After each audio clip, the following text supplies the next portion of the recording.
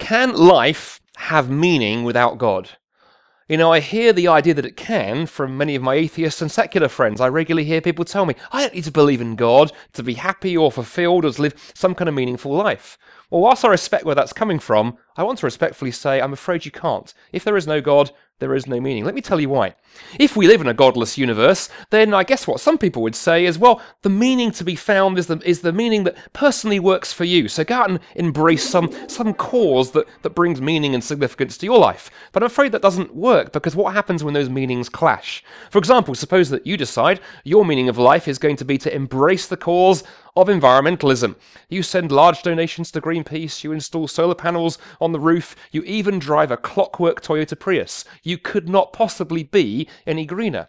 But then you meet a friend at work who's decided that the purpose of her life is going to be to have a carbon footprint bigger even than Bigfoot's. So she's installed a vast coal-fired gas turbine power generator in her garden shed.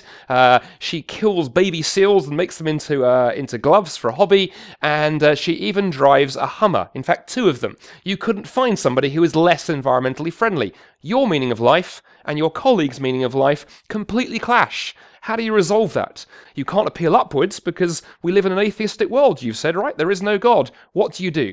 You're reduced, I guess, to fighting it out, and we can see how many people we can align behind us and try and defeat the other one. And you see, meaning has collapsed. You see, what if? What if meaning cannot actually come from within? What if meaning has to be something that's given to us from outside? Do you know, in many areas of life, we recognise that all the time.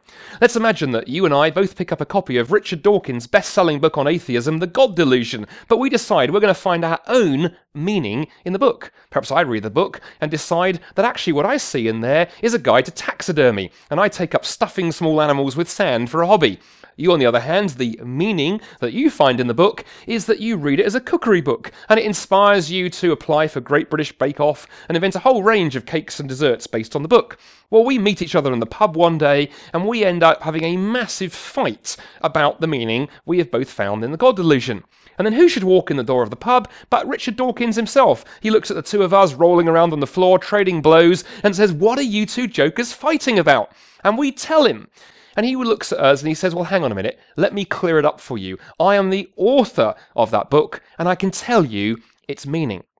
Well, on this occasion, the good Professor Dawkins would in fact be right, because as the author of the book, he can indeed put meaning into the book from outside. Now, we see that goes for books. What about life? If there is an author, if there is a creator, then life can have a meaning. But just as if the Richard Dawkins book was actually just created by an explosion in the Scrabble factory, causing the letter tiles to fall randomly on the ground, there would be no meaning in the book. Likewise, if life is just a cosmic accident, life can have no meaning. But the Christian worldview says something far more exciting than that. It doesn't just tell us there is a God, there is a creator, there is an author, and therefore there is a meaning of life. But it tells us that creator, that author, that God has stepped into history in the person of Jesus Christ. In fact, history is his story.